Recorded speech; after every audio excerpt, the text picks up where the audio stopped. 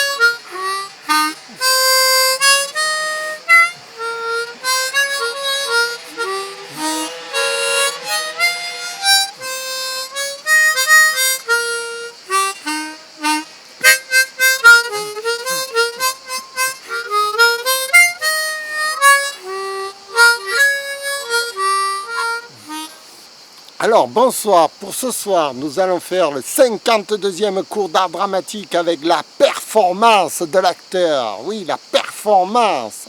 Qu'est-ce qui fait qu'un acteur est performant, vous voyez? Un acteur, c'est-à-dire tous les gens qui font des actes dans la vie. Les acteurs, ça peut être dans tous les domaines. Qu'est-ce qui fait qu'un homme est performant ou une femme? Quand je dis un homme, c'est général pour moi, ça veut dire les gens en général. La performance de la personne humaine, qu'est-ce qui rend cette particularité, cette chose qu'on dit, il est extraordinaire. Voilà. Alors, là, il faut bien que vous saisissiez le truc. De quoi est-ce que je parle? Je ne parle pas de la performance physique au point de vue sportif. Je ne parle pas de la performance non plus artistique d'un point de vue mesurable.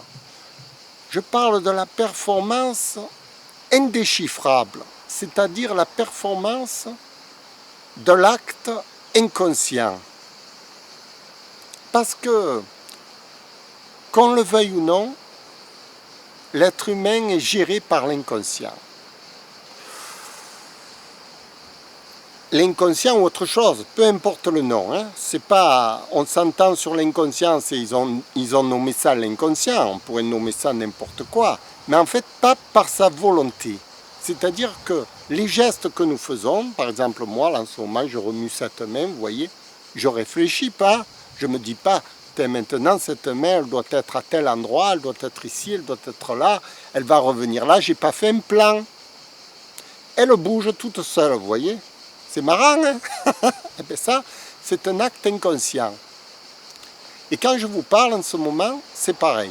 Je ne mesure rien. C'est-à-dire que tout vient, clac, automatiquement. C'est de l'automatisme, mais ça obéit à aucun automatisme, puisque je n'ai pas travaillé avant cette répétition. Je ne sais même pas ce que je vais vous dire. J'ai juste pris l'idée de me dire, tiens, je vais leur parler de la performance de l'acteur, puisque hier, j'avais fait un cours sur l'étalonnage. L'étalonnage qui a rapport à la performance. Et la performance, vous vous êtes dit, ah, ben c'est le fait de courir vite, c'est le fait de battre des records. Non, non, non, non, non. C'est pas ça la performance de l'acteur. La performance de l'acteur, c'est ce, dans mon esprit, c'est ce qui le fait agir inconsciemment sur scène. Comment se fait-il qu'un acteur va agir d'une façon merveilleuse sur scène alors qu'il fait tout ça de façon inconsciente?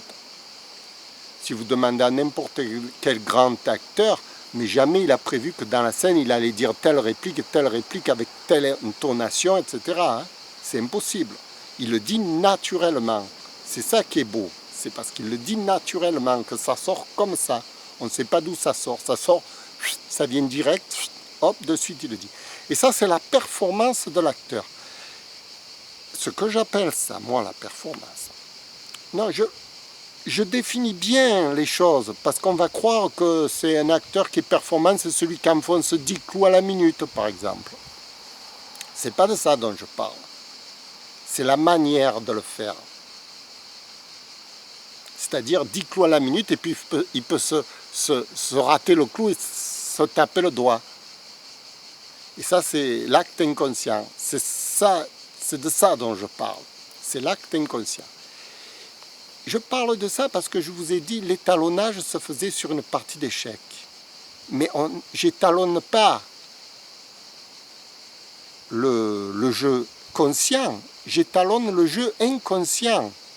Parce qu'à un moment donné, on va faire un acte inconscient sur scène, sur la partie d'échecs. Et on va ensuite analyser cet acte inconscient. C'est ça l'étalonnage. Et sur scène, c'est pareil. Par exemple, en ce moment, je fais une scène avec vous. Bon, je vais faire des choses inconscientes. D'ailleurs, je suis en parfaite, roue libre. C'est-à-dire que je fais tout au hasard. Au hasard. C'est pas le bon mot qui compte. Encore, c'est pas du hasard. C'est une préparation mentale qui m'a permis d'agir et de faire ce que je fais là maintenant. Une préparation. Mais ensuite, maintenant, je laisse faire, je laisse courir les chevaux, si on peut dire. Et les chevaux, où ils vont? Ils courent comme des fous, vous voyez? Alors ils courent, ils s'en vont, oh là là, j'arrive plus, je ne les tire plus. Et c'est ça, c'est l'acteur quand il s'emballe sur scène, vous voyez? Janvier Jean Gabin, avec Bourvil et De Funès. Vous voyez, c'est l'acteur qui s'emballe. Il avait sûrement pas prévu de faire ça sur scène, vous voyez. Ça lui est venu comme ça. Parce que c'est les nerfs, vous voyez. C'est tout ce que vous voulez dire, c'est la réaction. Alors cette réaction,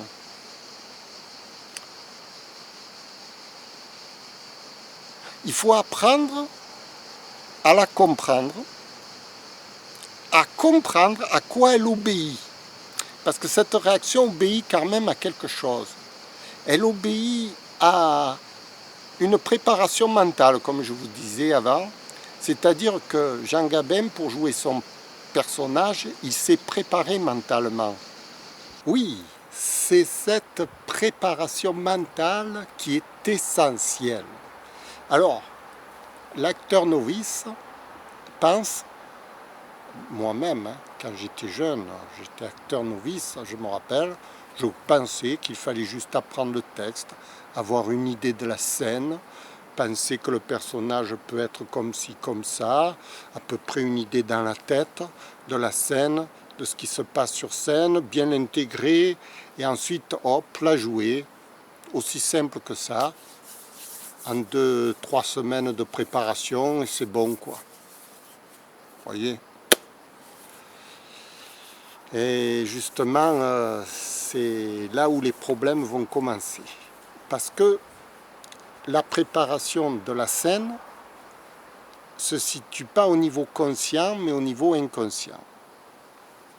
Comme je vous disais, la mer se balade toute seule, on ne peut pas la contrôler. Et le gars qui croit qu'il va tout contrôler la scène, vous voyez, qui va dire ça va se passer comme ci, comme ça.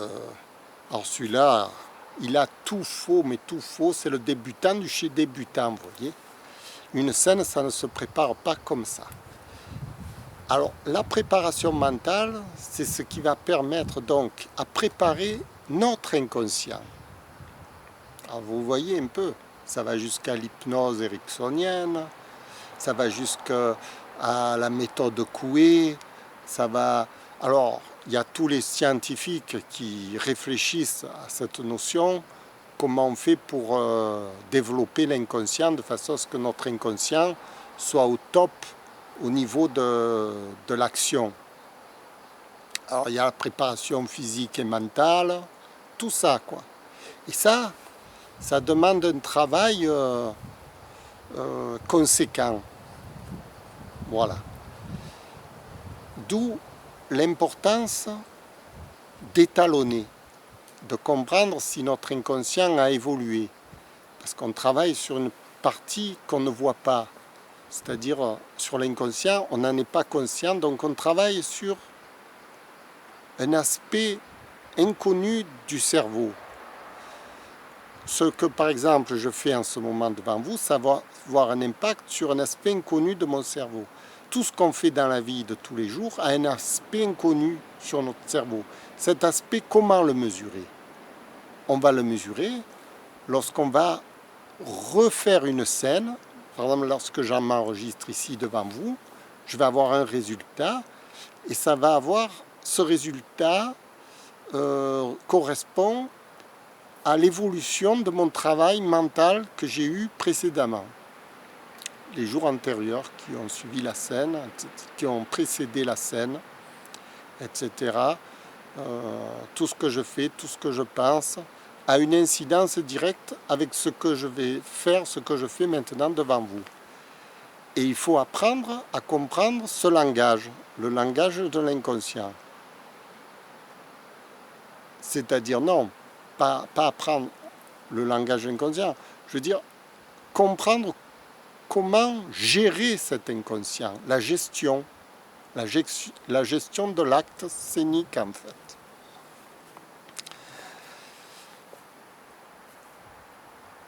Alors là-dessus, il y a les mentalistes qui travaillent, il y a toute une panoplie de... les sorciers de l'Antiquité, les sorciers dans les tribus, etc., ils travaillaient là-dessus pour essayer de chasser le mauvais sort, vous voyez, attirer les bons esprits, ce qu'ils appellent les bons esprits. Tout ça, c'est l'inconscient. C'est sur l'inconscient qu'ils travaillaient. Et qu'ils travaillent parce que l'inconscient, c'est la partie la plus importante à 99% de notre personnalité. Donc, c'est un domaine à ne pas négliger par rapport à la volonté, qui ne représente qu'1%.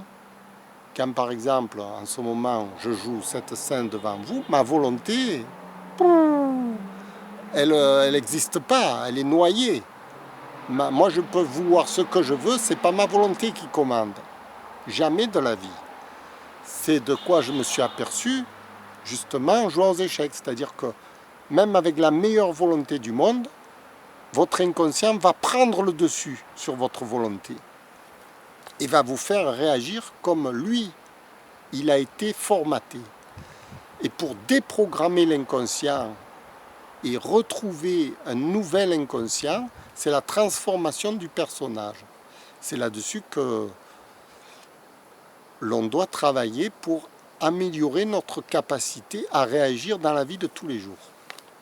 Voilà, j'ai essayé d'expliquer avec des mots simples ma vision de la scène, ma vision, et puis vous voyez le résultat que ça donne devant vous.